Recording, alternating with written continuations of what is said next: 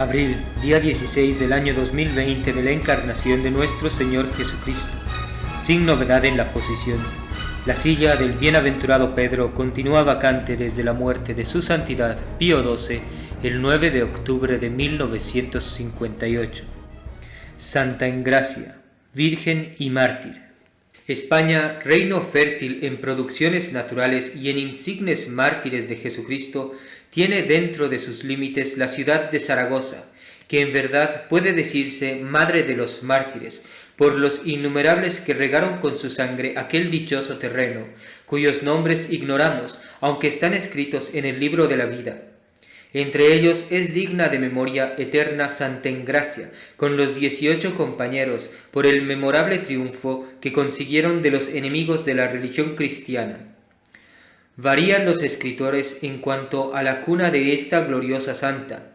Unos la hacen natural de Portugal, provincia entonces del Reino de España, hija de un régulo o regente que la envió a desposarse en el Rosellón con un sujeto de sus circunstancias y cualidad, acompañada de 18 deudos suyos, y de paso por Zaragoza padecieron todos martirio, en tiempo que en aquella ciudad ejecutaba Daciano sus acostumbradas crueldades con los fieles.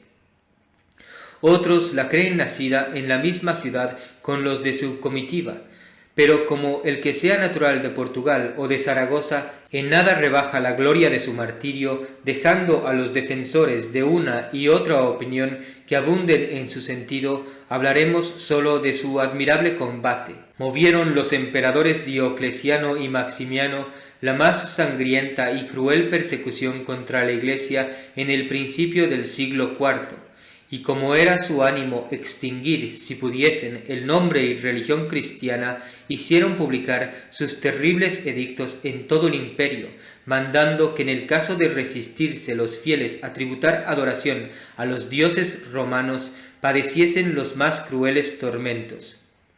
Atropellábanse los magistrados gentiles en el cumplimiento de tan impíos como injustos decretos, haciendo víctimas de su furor a los inocentes cristianos, persuadidos de ser este el servicio mayor que podían prestar a los soberanos del mundo. Quiso distinguirse en la exactitud Daciano, hombre bárbaro y cruel, enviado a España por gobernador de la provincia de Tarragona, muy proporcionado por su brutal condición para complacer en esta parte a sus principales, y habiendo dejado en todos los pueblos por donde transitó horrorosas señales de inhumanidad, se presentó en Zaragoza como una fiera para derramar copiosos arroyos de sangre de cristianos.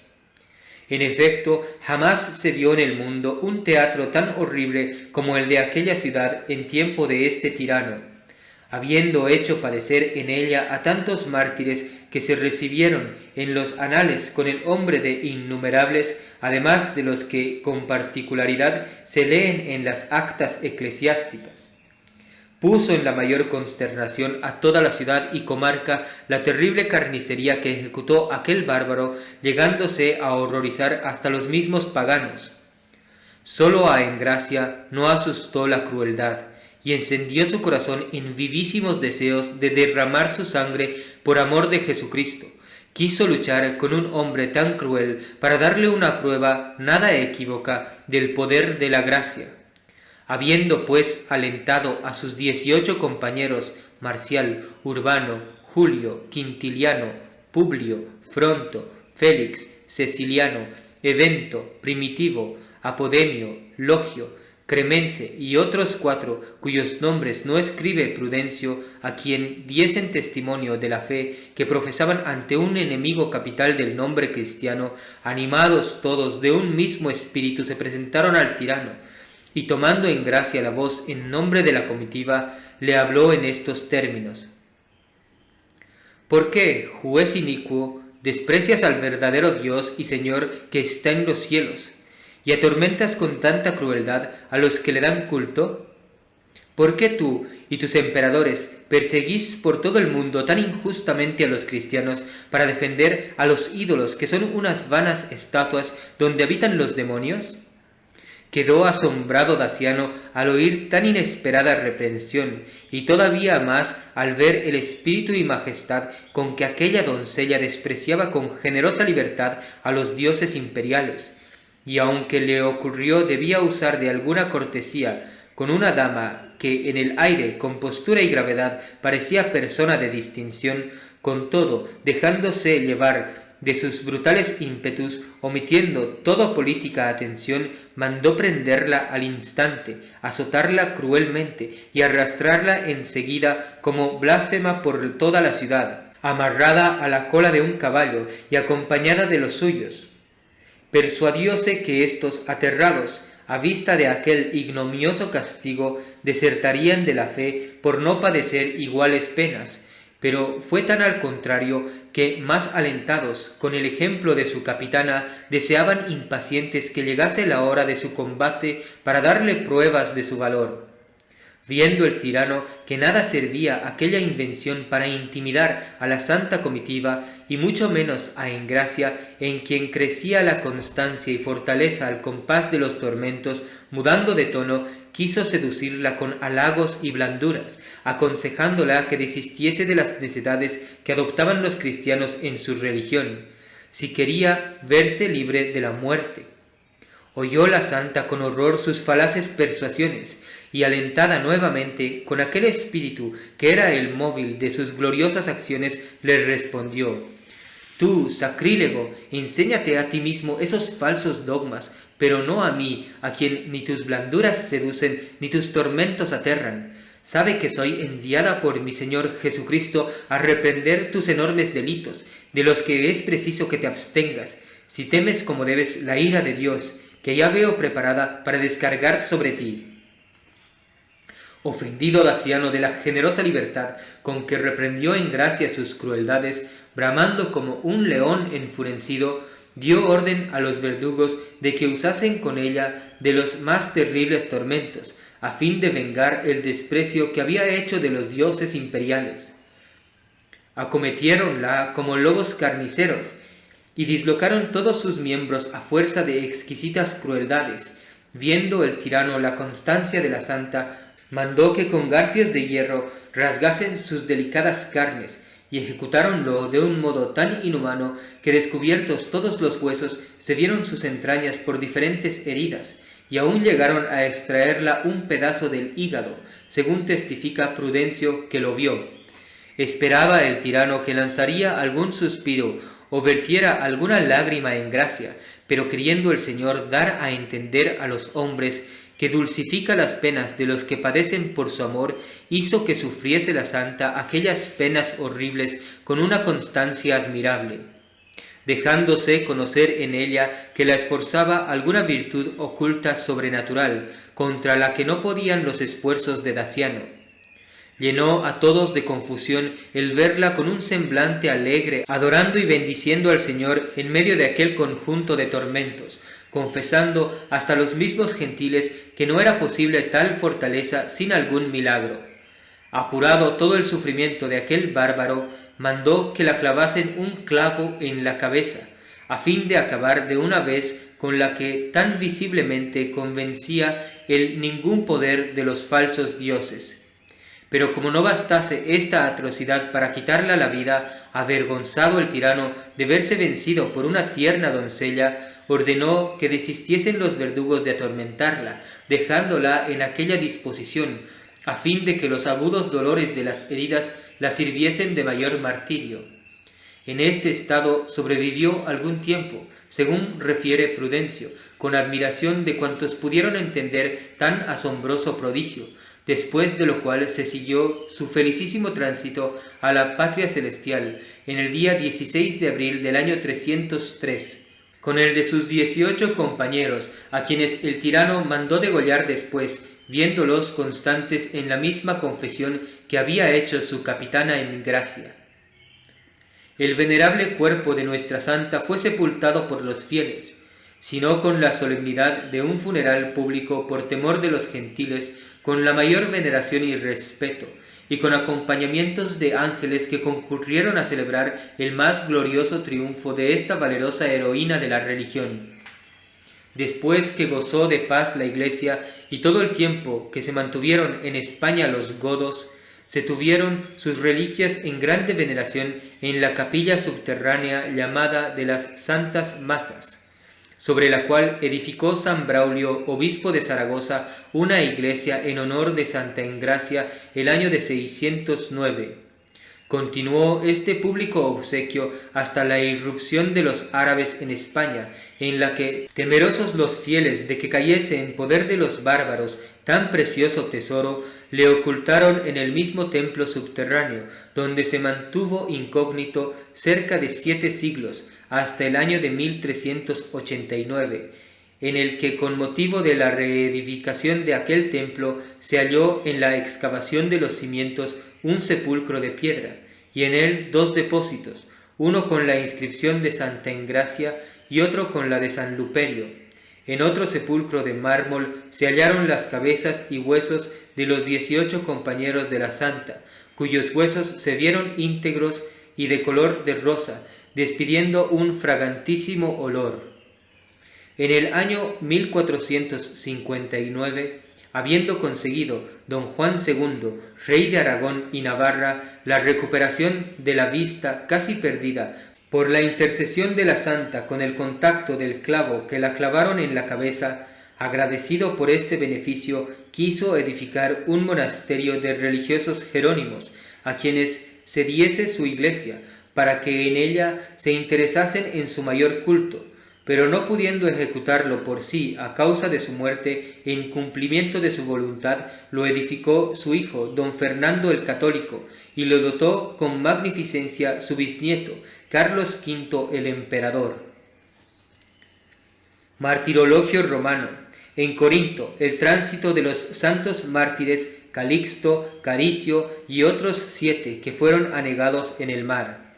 En Zaragoza, en España, 18 santos mártires: Optato, Luperco, Suceso, Marcial, Urbano, Julio, Quintiliano, Publio, Frontón, Félix, Ceciliano, Evencio, Primitivo, Apodemio y otros 4 llamados saturninos. Todos estos santos fueron juntamente atormentados y sufrieron muerte en tiempo de Daciano, gobernador de España, cuyo glorioso triunfo cantó elegantemente el verso el poeta Prudencio.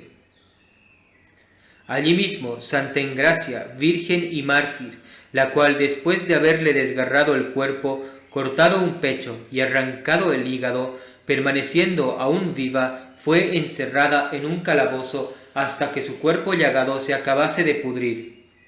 En la misma ciudad, los santos Cayo y Cremencio, que perseverando firmes en la fe que habían confesado 2 veces, merecieron participar del cáliz de Jesucristo.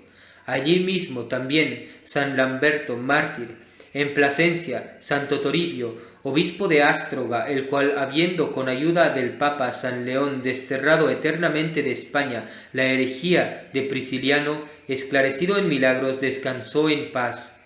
En Braga, en Portugal, San Fructuoso, obispo. El mismo día, San Paterno, obispo de Abranches. En Bélgica, cerca de Valenciennes, San Druón, confesor.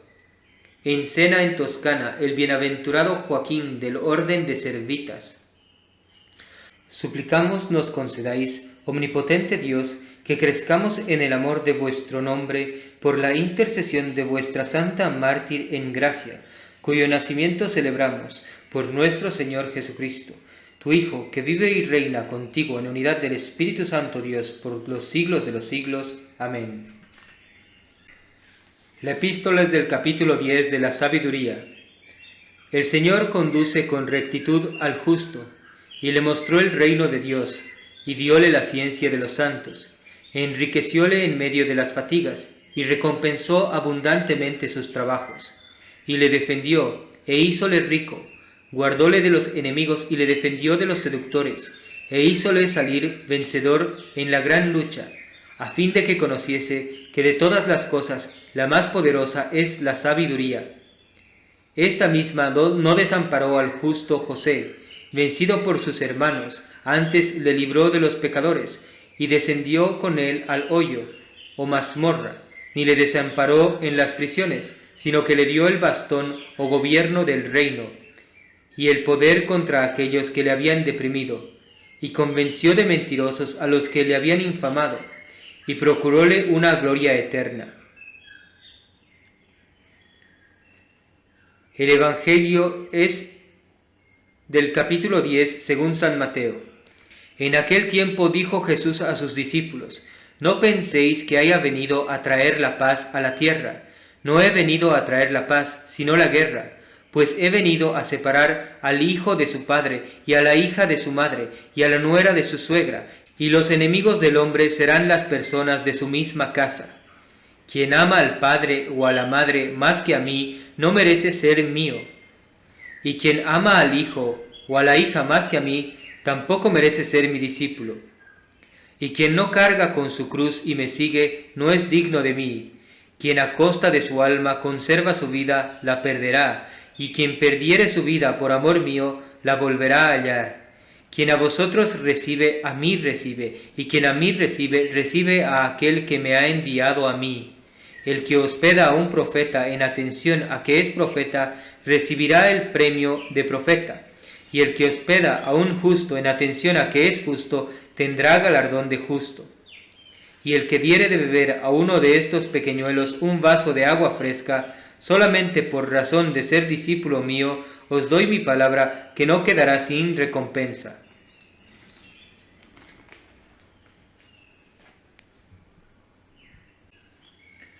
Meditación del espíritu con que se han de sufrir los hombres malos en este mundo. Punto primero. Considera que los malos viven en este mundo bajo las órdenes y disposiciones de la divina providencia, la cual en todas ellas es justísima e infalible.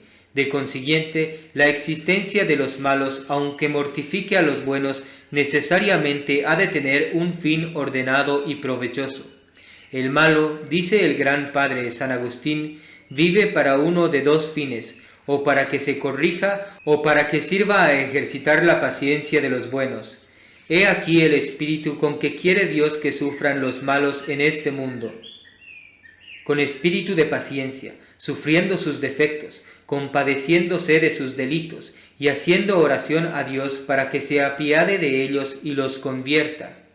El amor propio es sumamente sutil y delicado en todas sus operaciones, y suele muchas veces apoderarse del corazón de los buenos con la máscara de piedad.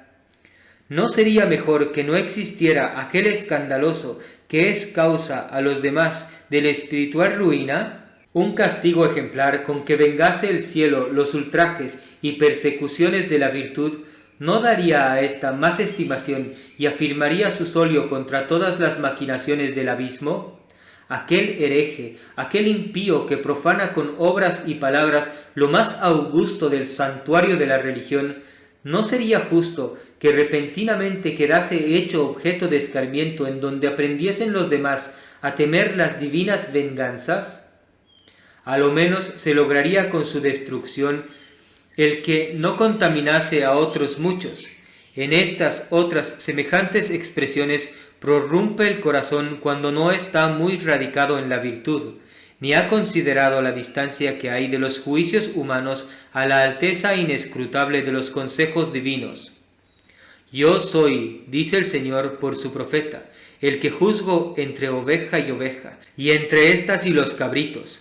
A su infinita justicia ha reservado la acción de separarlos, colocando los unos a la derecha y los otros a la izquierda como réprobos, destinados a arder en los abismos por toda la eternidad. Ten paciencia con los malos, dice el gran padre San Agustín, explicando la parábola de la cizaña.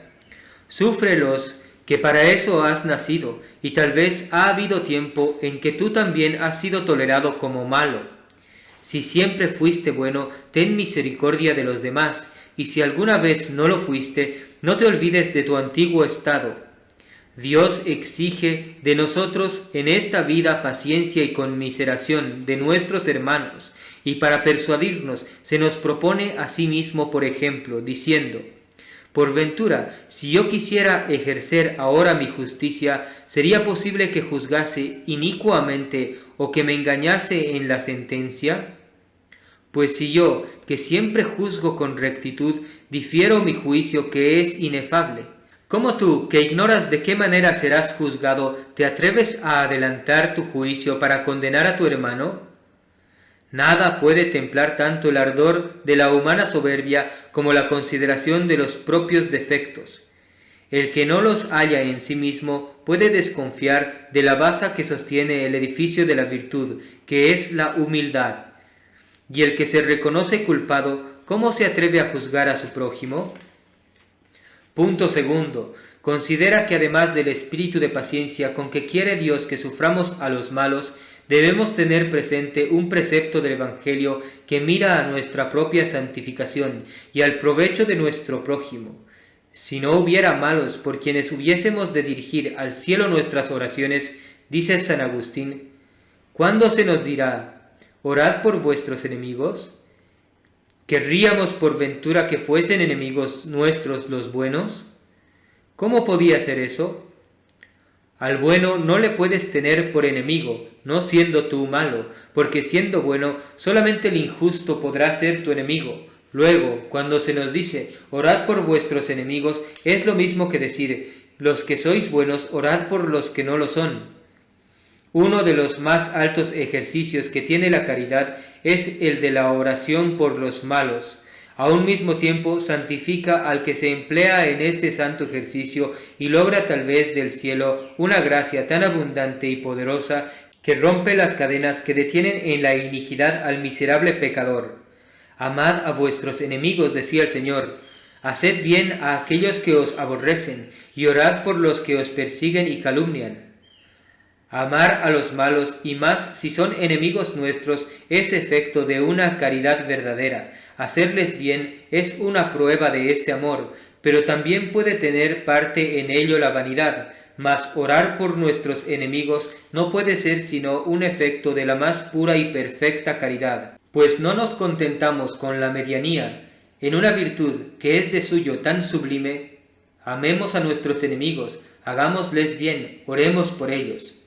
Aún hay más en esto. Aquel hombre malo, aquel calumniador, aquel falsario es hermano nuestro, es redimido con la sangre de Jesucristo, y no deja de serlo porque dirija contra nuestra persona o nuestros intereses sus acechanzas.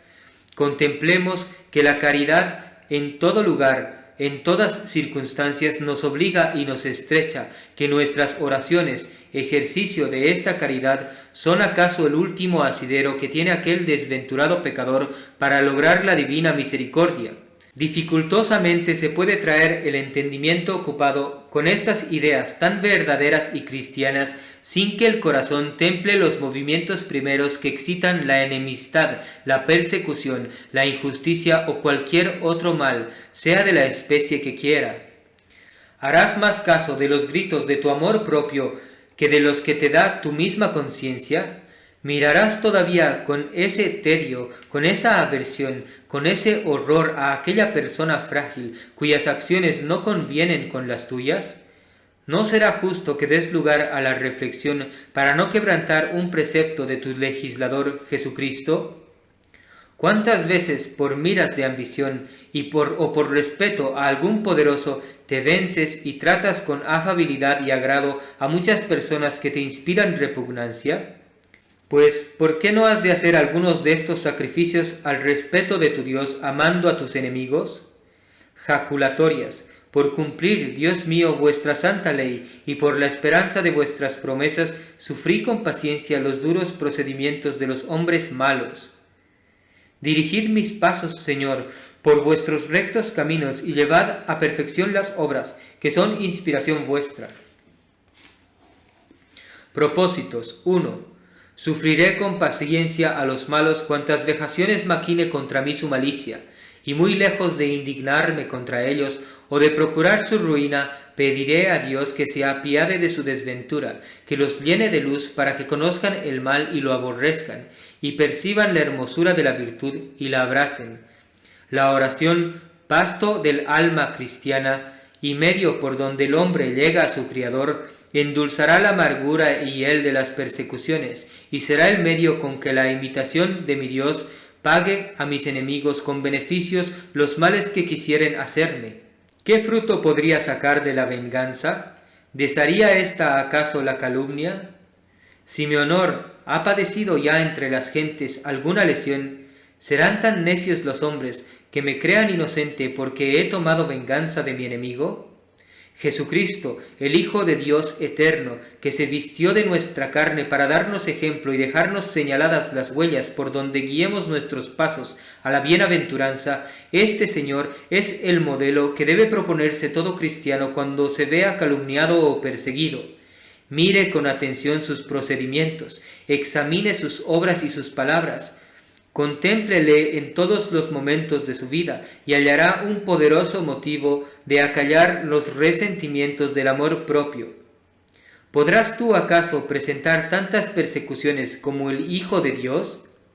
¿Se habrán dicho contra ti tantas calumnias, tantos falsos testimonios? ¿Querrás comparar tu inocencia con la inocencia de tu Salvador? ¿Podrás gloriarte de haber hecho a tus enemigos tantos beneficios y gracias como aquel que ofreció por ellos hasta el sacrificio de su vida? No hay temeridad en el mundo capaz de resistir a semejantes reflexiones. La fuerza con que estimula e intima la caridad sus obligaciones vigoriza toda la consideración que acabas de hacer. Los ejemplos de tantos justos que han trillado antes que tú este camino y señaladamente la de la santa de este día, desvanecen cuantos obstáculos y excusas pudieran alegar la tibieza, la irresolución y el amor propio. Aquel que te precedió imitó a su Maestro, que lo es también tuyo, Jesucristo. La gracia que este Señor le granjeó con sus méritos infinitos le hizo capaz de obras tan sobrenaturales. La misma gracia tendrás tú siempre que por tu parte quieras sujetarte a sus influjos y oír sus dulcísimas inspiraciones. Luego nada hay que pueda retraerte de la ejecución, sino tu misma malicia. Luego serás responsable no sólo de la infracción de los divinos preceptos, sino de estas reconvenciones. Oh, y qué cargo tan duro. Que el testimonio de esta santa vida sirva de alimento para todo cristiano, que haciendo uso de razón considere que el celo con que se debe defender la verdadera fe católica no es negociable, que debe ser capaz de llevarnos a la misma muerte y lograr la corona del martirio de ser necesario, antes que abrazar cualquier doctrina humana, modernista, naturalista o racionalista, que conducen indefectiblemente al indiferentismo religioso y al falso ecumenismo, banderas y estandartes de la falsa Iglesia de los últimos tiempos con sede en el Vaticano. ¡Viva María Santísima! ¡Viva Cristo Rey!